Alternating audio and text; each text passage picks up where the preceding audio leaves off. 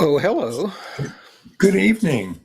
I need to say, we are going to be introducing the Dead and Company show from the Cynthia Woods Mitchell Pavilion at the Woodlands, Texas, uh, more popularly known as Deadco in Houston. Indeed. I've had a busy day searching for my jaw on the floor after last night's show. Um, Amazing. that's Just amazing. that's going to be very high on my list of best of tour, I think, when this is over in a couple of weeks. Man, so much to say. I keep a running, I write them down as they come out and I make notes. I put little check marks next to the ones that I think might be good to use on my radio show. And then I just stopped taking notes and just sat there marveling at that whole Slipknot jam last night. I've often referred to this collective improvisation as the spontaneous midair architecture. Everybody is helping together to craft something new, sculpting time and space with their music. And what was happening last night was amazingly coordinated music. Everybody just thumping together magnificently. It was the stuff, man. It was what made me a lifer when we saw the Grateful Dead doing this 50 years ago. Yeah, not amazingly constructed in advance either. Constructed in the moment. I love your phrase, and also Bruce Hornsby's creating new compositional moments, because that's what this band Yes. does pretty much every moment they're out there. And of course, last night's show, as our friend Dave Glasser caught right away, had some thematic elements to it.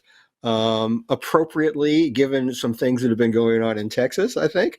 Every song in the first set was woman themed. And we saw Mickey Hart wearing that T-shirt, which has gone pretty darn viral today. A lot of people loving that. The female gender symbol with a steely, and within the circle of the steely, a pink clenched fist. Pretty powerful stuff, and surrounded by a garland of roses. So just gorgeous. And people are already asking if it'll be more widely available. We'll let you know as soon as we know anything. But man, it was They're really working wonderful on to it. see that. Yeah, that's what I hear.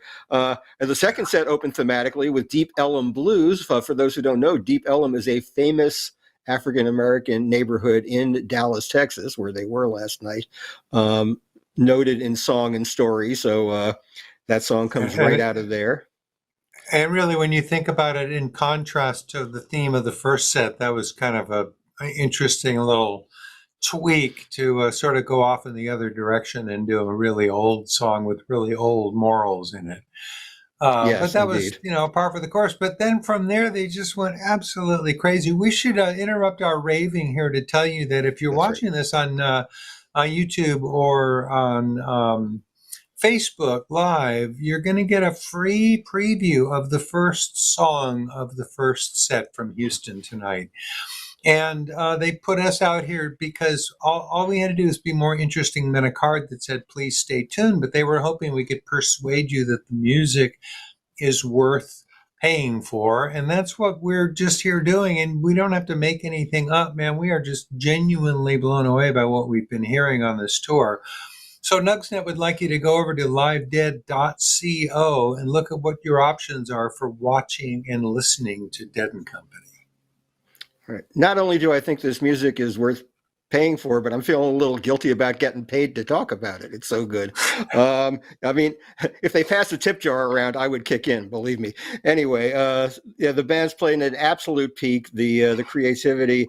David mentioned that Slipknot, which was as gnarly and out there and full of cool dissonances and rhythmic twists as you could possibly imagine. Some of these songs are being played as well as they have ever been played by anybody. Yes, I said by anybody. And of course, we have three of the inventors of it and three of the inheritors and extenders of the tradition. And the synchronicity between them is just a marvel to behold. It's pretty much everything I've ever looked for in this music.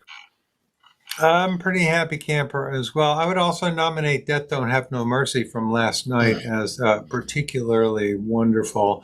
But really, the thing to do is download the entire show. If you go to uh, um, livedead.co, you can order the live stream in HD or 4K and watch it, and then you have like 48 hours to watch it too. So you can invite some friends over and watch it again tomorrow night if you really like what you hear tonight.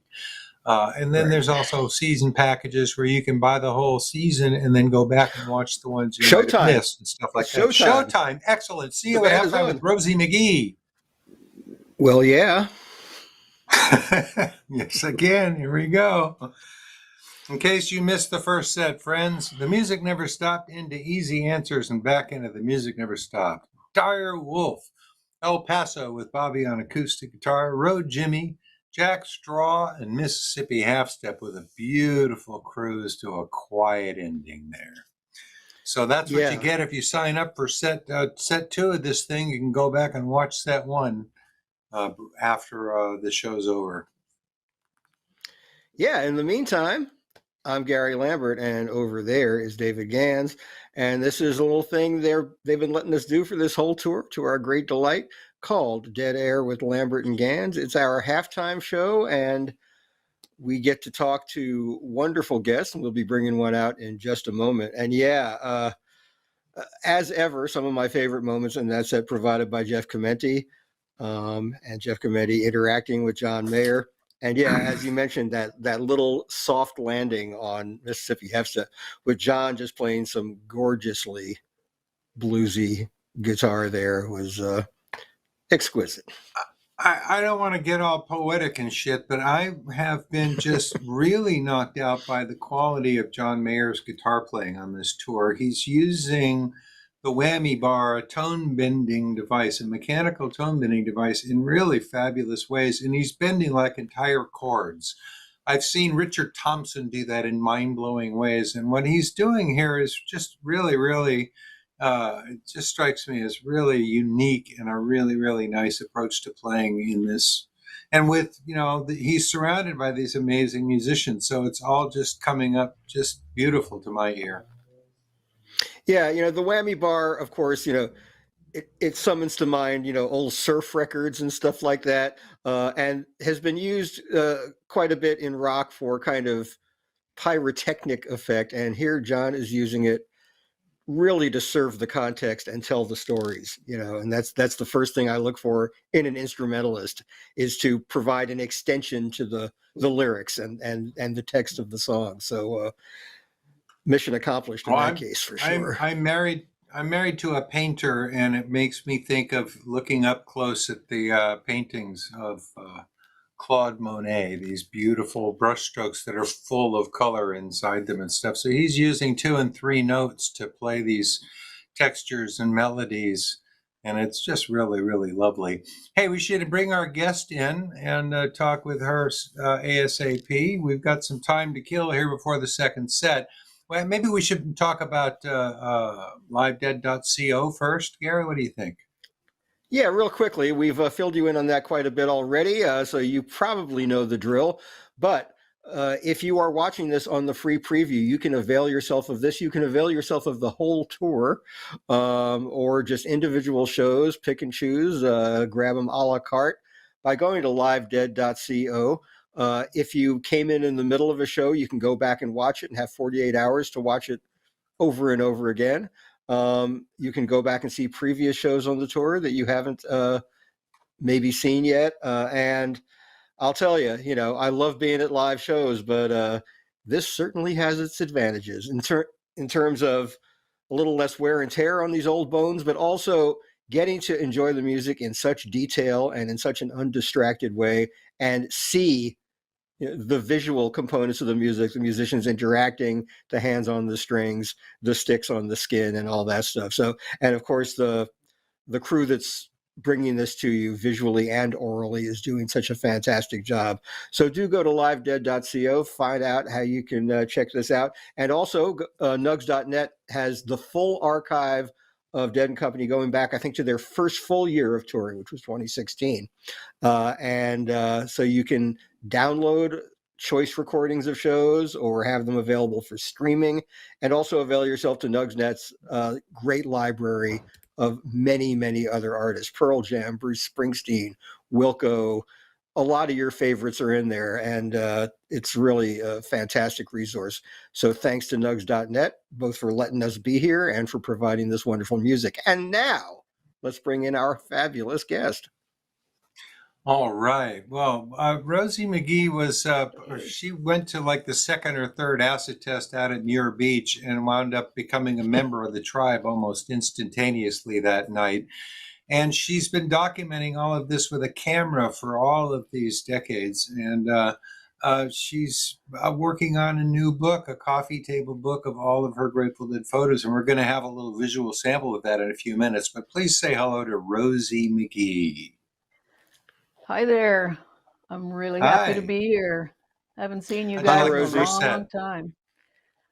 I loved it. It was fun. It was fun. I love those guys. They get better every time I see them.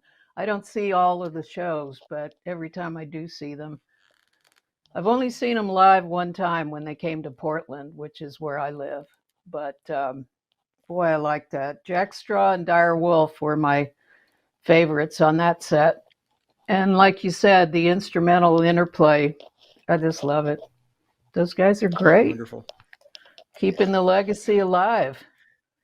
And Rosie speaks from experience because, as David said, she was there way back at the beginning.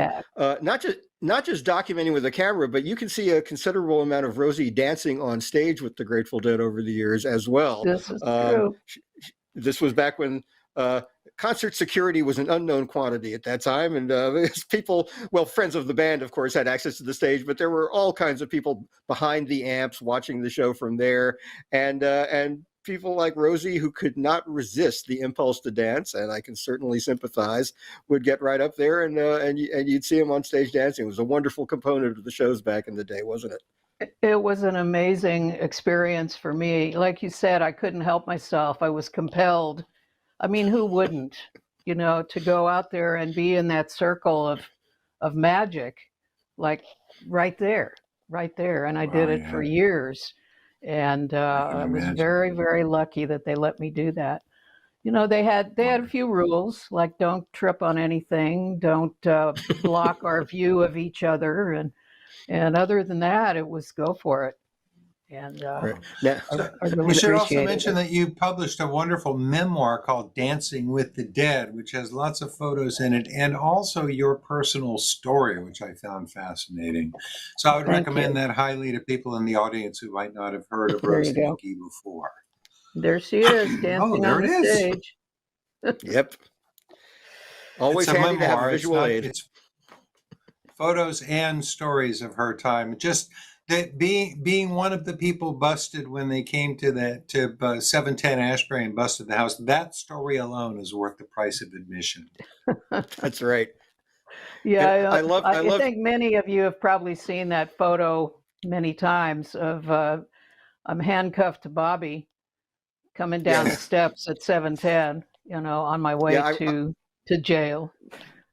I remember Jerry in his famous Rolling Stone interview with Jan Wenner and Charles Reich described that picture. He said, they were talking about the Grateful Dead having been in the very first issue of Rolling Stone for having gotten busted. And Jerry was like speaking almost gleefully of it. He said, there's this picture of Bobby coming down the stairs, handcuffed to Rosie. It was just stunning. I didn't feel stunning at the time, but anyway, there's a whole story about that in my first book. Absolutely. Now, tell us about this new book that you're working on and how people can join in the crowdfunding campaign to support it, which I've already done, by the way.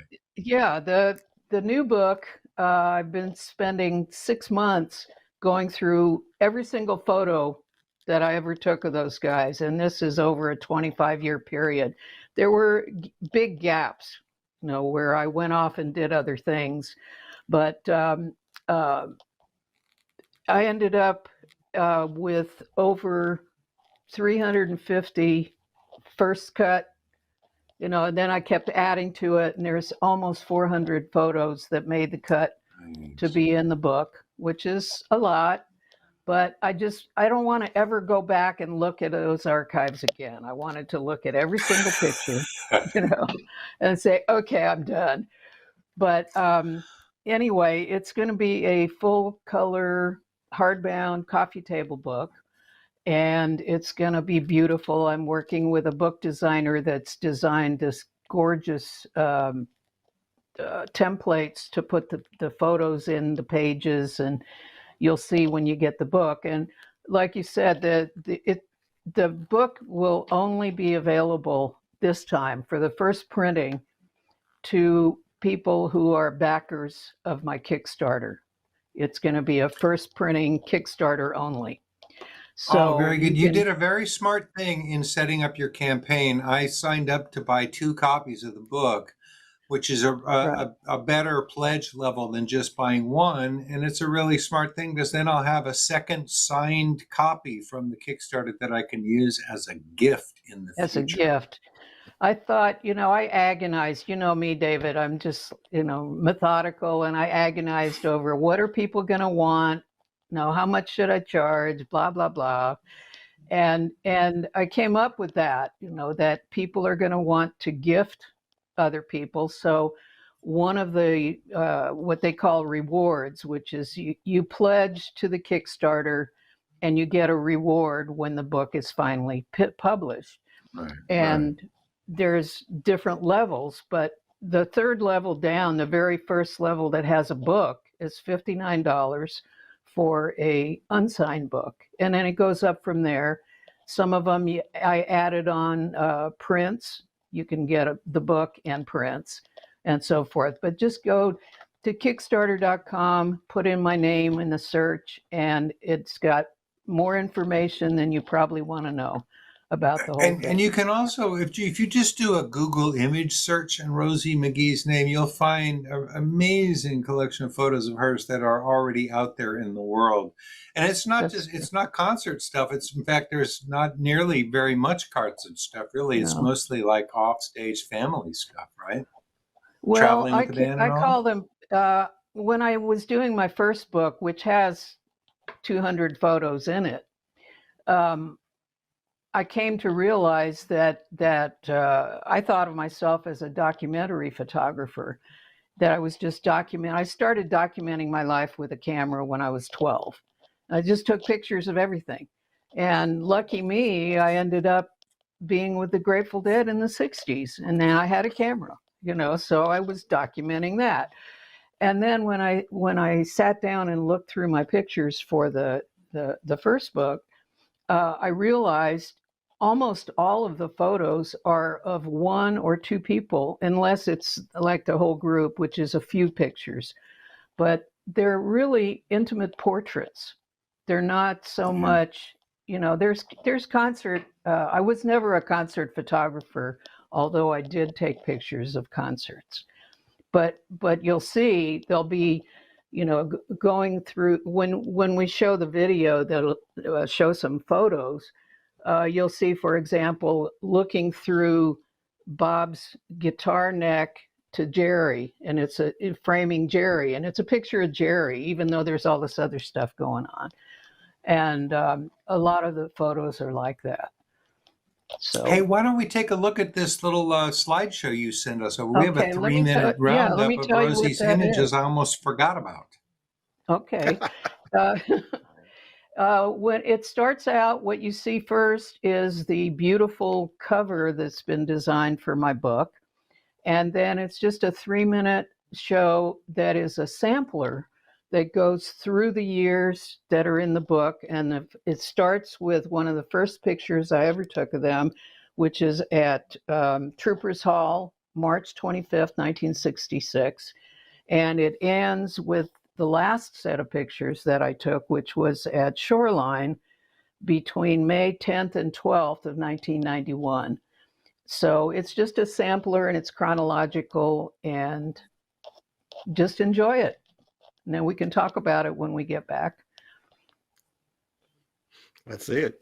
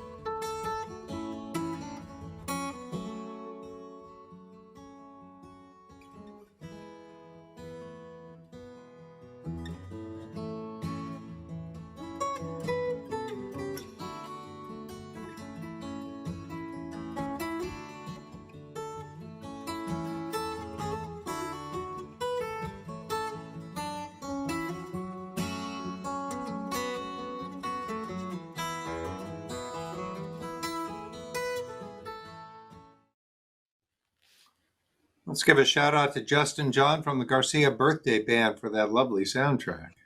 Yeah, that was lovely.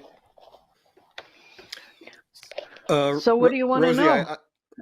Well, if I can just make a couple of comments, there are several photos in there that have enormous personal resonance for me because they were taken at my very first encounter with the Grateful Dead, Central Park in New York, May 5th, 1968. May 5th, 1968, right. So every time I see those pictures, it just takes me right back to that moment when my brain kind of got kidnapped for 50 years or so. Where were you in the audience? I was pretty far. There were some, as I recall, there were benches. There were actual seats going back a certain way, and I was standing right behind the rows of benches, so not all that close to the stage.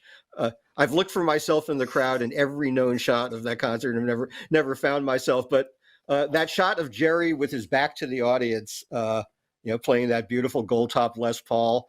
I actually chose that one when Jerry passed, and I wrote a piece for the memorial issue of the Grateful Dead Almanac. That was the first picture I went to because it had such meaning for me. Yeah. My wife Rita is in one of those pictures from 5/5/68. She was a teenage girl sitting at the side of the stage. Oh, the picture that's the whole wide shot of the Jefferson airplane. Yeah. I think so. Yeah. Free concert that day.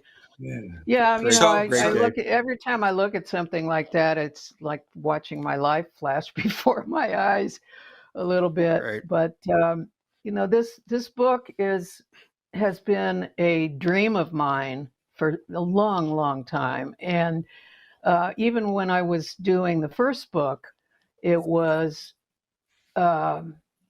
it's not that it was a compromise, but it was all I could do at the time. What had happened was I wanted to do a photo book, and I had absolutely no idea. I didn't have any money, for one thing, but I also had no idea how to go about it. And I was living at the Grand Canyon where I was working. And this friend of mine who was a huge DeadHead and kept pulling stories out of me, against my will, said, "Tell me a story," Okay. Well, finally, he said, he's like pounded his fist on the table and said, "You got to write these stories down. You owe it to us." And that just went, he's like 20 years younger than me. And I said, "What do you mean?" He says, "Well, it's a legacy, and you just got to tell the stories." And so it turned into a melding of the stories with the photos. But at the time when I did a print edition, I had to do the photos in black and white, just the nature of the kind of printing that I did and the budget. And so now I'm a part of what's going to be cool about this book is that all of those photos that were in my first book, and then some, that were originally taken in color, but had to be printed in black and white, are now going to be restored to their glorious color. And that makes me really happy. It's going to be just full color. And then moving on, there's about 40% of the book is photos that have not been published. And some of them are scattered in the early pictures. But then there's this whole section, I went away for a number of years, and then I came back. In 85, I started taking pictures, and there's a whole chunk of photos, 85, 86, and 91, that there's only one or two photos that have been published out of that whole, bunch of them. So it's going to be great. I have to say that in all the years I've known you, I've appreciated your Grand Canyon photography as much as your Grateful Dead photography. Well, thank you. Years you were down there, you would post such amazing images. Is any of that stuff available? Do you have like an online gallery where people can see some of that stuff? I have an online gallery. Sure. I have an online gallery. It's rosiemcgee.smugmug, smugmug.com. And there's 3 galleries. There's Grateful Dead, where you can order prints of all of those, a lot of photos. I keep putting more of them up, and I'll be doing that from this book pretty soon. And there's a section on Grand Canyon photos, and there's a gallery for my Oregon scenics, because it's so gorgeous up here. You know, I just go everywhere and take pictures. Funny thing is, though, I have never sold a print of a Grand Canyon photo or an Oregon print. It's all Grateful Dead 24/7 on my site, it's great. It's great. I have a feeling that pictures of the Grand Canyon are pretty thick on the ground, and that the Grand Canyon spectacular, large-scale photo industry is probably pretty well sewed up by some major players, you know? Well, I know. And I just put them up there so people can look at them. I don't care if you buy them or not.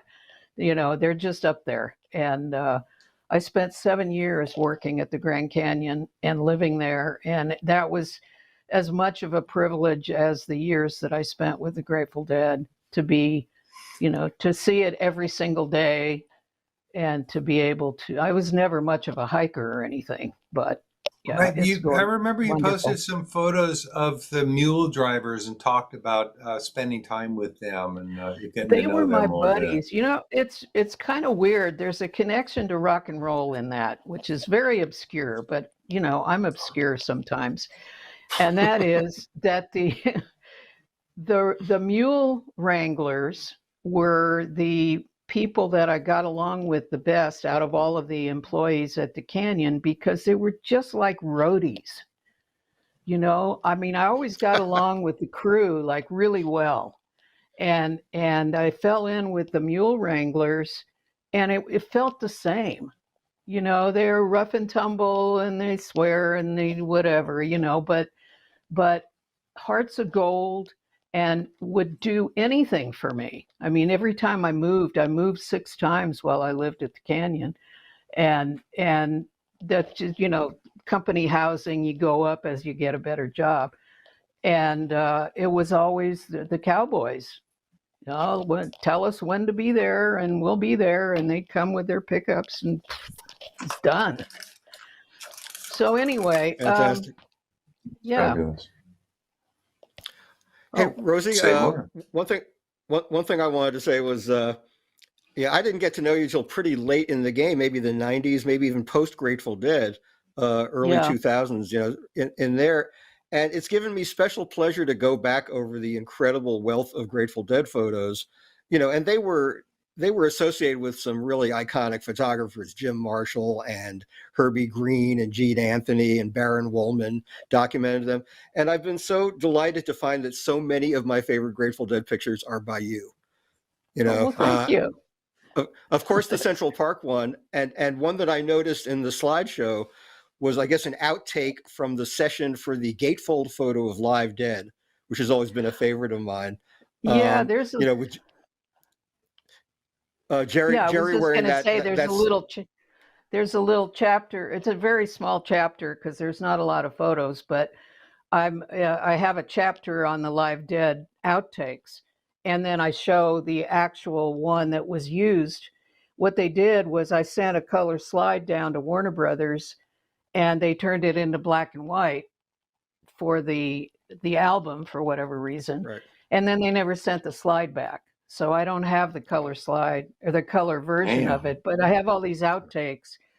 And I don't know, I'm sure a lot of the people that are watching have seen the photo, and there's a guy with his face down in the dirt in front. Right. You know, there's this body, and that's Jack Cassidy. He was there at rehearsal. And, you know, it's not a mystery. I've said it many times, but if anybody wondered, Jack Cassidy was at rehearsal hanging out with the band, and we got a phone call that Warner Brothers needed a group photo like yesterday. And so I stopped the rehearsal. I mean, it's the only time I would ever stop the Grateful Dead while they're playing. Right. Not something you do lightly, but I just, you know, the light was fading. I only had 20 minutes. I said, hey, you guys, grab grab furniture, grab stuff. Let's go outside. We'd get this done. And they did. And Jack was with us, and he came and he was in, half the photos. He threw himself down on the ground, said, "Hey, put me in the picture."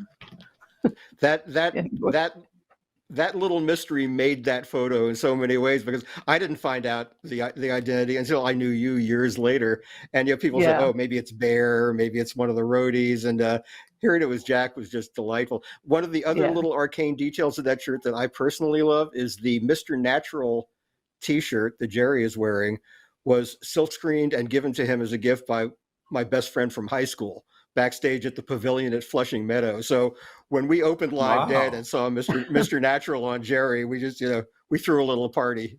So thank you. Well, and I thought I was obscure. My goodness.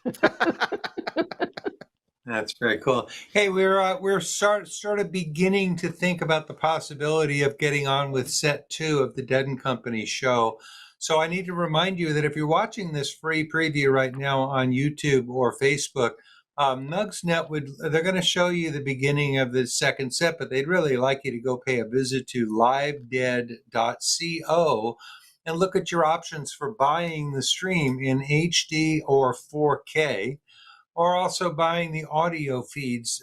There's a ridiculously good quality audio, and I believe high-res audio downloads are available of all of these live shows. And they're, as you can tell from even just from the previews, the mixes are fantastic. The audio quality is ridiculous, and the band is fucking amazing. So livedead.co to find out how you can become a paying customer of nugs.net. Are we like seconds away or minutes? We don't know. That's why we're vamping. Oh, okay. Well, you have more to say, Rosie? Yeah, if you would let me, I'd like to read the last paragraph of my preface that I've written for the book, which tells what I want to say. Okay, this book of photographic memories exists for me at a 3-way intersection. It's an expression of my photographic art. It preserves a historical record of a beloved band, and most important to me, it's my heartfelt love letter to a group of people with whom I shared a wild, unique, and wonderful time, never to be seen again except in photos and films. Wow, that's great. Lovely. And that's how I feel. No, I'm really thrilled to be doing this finally, and the Kickstarter's taken off with like a rocket, which I'm very grateful. It's lovely to have so many people interested in having this book, and it needs to be aside from it being my stuff, it's an archive. It's an archival thing, and it needs to be out there in the world. That's how I feel about it. So. Oh yeah, it's part of a shared cultural history, and an amazingly adventurous and thrilling time in art and music. And those pictures are so evocative of that, like what the sense of discovery that was present in that scene and that music is hard to describe, but seeing the picture somehow really encapsulates it in some beautiful way. And everybody's story of their own path through it. I've really, really enjoyed reading all of these memoirs. Roni Stanley's wonderful book, Owsley and Me, the personal reminiscences of the band members, of course, the histories by people like Blair Jackson and Dennis McNally. But your story is so personal and so inside and so brilliantly told as well that I recommend it very highly to anybody who's interested in knowing who these people were and more than just what you saw from them on stage. Rosie's story is a really, really wonderful glimpse at who those people were in that incredibly magical time. Yes. So, you can go to rosiemcgee.com and it'll give you the gateway to how to get that book, how to get to my photo gallery, and it'll be a reminder about the Kickstarter, which, by the way, will end on November 15th. So if you want to order this book, that's the only way that you're going to be able to get the first printing. you have to go through a pre-order through the Kickstarter between now and November 15th. Right. So now, one of the things about Kickstarter is that there's a level, we all have to participate in it, and it has to meet the goal in order for Rosie I to get forgot funded. to say that. Yeah. So it's not only an opportunity to get in on something that you won't be able to get another way, but it's an opportunity to help make something really cool happen. I've already signed up at the 2 signed book level, and I just hope everybody will get in there on this and help make sure that it happens. Thank you. I guarantee you the book is going to be worth your attention. Well, thank you. I'm gonna do it before I even turn my attention to the second set. How about that? We're the last word we got is that we have 4 band members out there on stage. So we still we're got a getting little there. bit of time. You got any questions? Anything that new? could be evolving. Anything else? I'm here. I'll answer questions. One of the Kickstarter rewards is kind of an oddball thing that I threw in there for the heck of it. And that's in addition to a book and a signed photo, you can have a 45-minute Ask Me Anything Zoom chat with me. Oh, that's great. I just thought, the other Kickstarters in the past before COVID has been, dinner with the creator, dinner with the person. Right. And that was always the highest level. But then COVID and travel and everything, I thought, well, everybody's Zooming, everybody's doing video chat. So, and people love to ask me questions. I mean, I did an AMA for Reddit recently, and there was just like a whole bunch of questions. And, there's pretty much no question I won't answer, I don't want to leave myself open for, horrible ones, but anyway, I just thought I'd throw that in there. Well, you never know. There's one thing that has come up. I've included your stories in my oral histories as well, and one of the things that comes up about those early days was the division of labor in the Grateful Dead tribe was sort of appeared to the outside eye to be sort of traditionally gender divisions, with the men having all the fun and the women doing all the work. I remember you had bullshit. a response to that I wanted you to reiterate. Yeah, no, that's not the case. At least we didn't look at it that way at the time. Yeah, sure, but the band was doing the music, and the women were not doing the music. There was a reasonable division of labor, and we did the cooking, and then pretty soon they started having children and raising the kids and all of that. But especially in the first years where we were all living together, I mean, I lived with either all of or part of the band for 2.5 years at the very beginning. And of the 4 years that I lived with Phil, 2.5 was with other people that were in the band. And it just, we got to know each other pretty well. Let me just say that. Listen, we have all 6 band members on stage, so we're going to get a lights out signal any second great. Now. And by the way, happy birthday, Bobby, tomorrow. That's right. And John Mayer's birthday also. They share a birthday. Oh, okay. And happy birthday to both of you. Thank you so much. This has been fun. And they gave the boys a day off as a present. How nice of them. That's anyway. Right. Thank you again, Rosie. Great to see you, Rosie. Take care. Bye-bye. Great to see you. So now we go back to BSing until they turn the lights off. Now that we have 6 band members, we probably don't have too long to vamp. So great to see Rosie. Boy, I really recommend if people want to get one of the premium levels on the Kickstarter, go for that Zoom, because this is a woman with great stories to tell, and she tells them so beautifully. So, yeah, I have done formal interviews, recorded interviews with her for various books, and I've had her on the radio a number of times. She is full of great stories, and as you can tell, Very, very smart. Still has all her marbles despite all that tripping back in the day. And would be very, very good company for a virtual or a real in the flesh visit. So yes, when Rosie, again, we're in the middle of a Dead and Company show. I'm sorry, go ahead, Gary. Well, I resisted the temptation when Rosie said one of the rules the Grateful Dead had if you were on stage was don't trip on anything, and I didn't go for that straight line. I'm very proud to say, but anyway, yeah, she is a really wonderful storyteller. She's going to join us on Tales from the Golden Road this Sunday, isn't she? I believe so. That's right. All right, on SiriusXM, our other gig. So listen, you've gotten the spiel about nugs.net. If you've liked what you've seen here, if you like what you see in the second set, since you're watching the preview thereof, check out more at livedead.co, and you won't be sorry. What he said.